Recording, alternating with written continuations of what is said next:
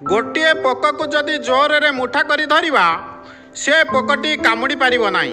ठीक सेमिति आम जीवन में आसुथिबा समस्या को जदि आम हाथ मुठा को नहीं आछिबा ताहेले समस्या आमको विचलित करि पारिबो नाही।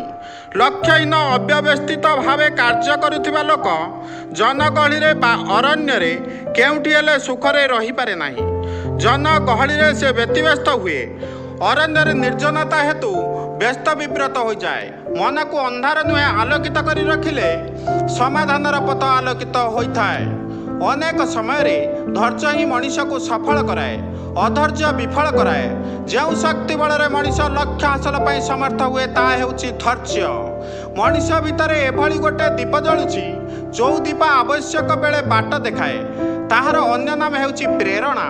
मनीष जेतेबेले सबुकिछि हराई बसी थाए सेतेबेले प्रेरणा ताको बंचाई रखिबार आशा देइथाए। लोके आम उद्यम रे फल को देखंती किंतु भगवान आम उद्यम को ही देखंती।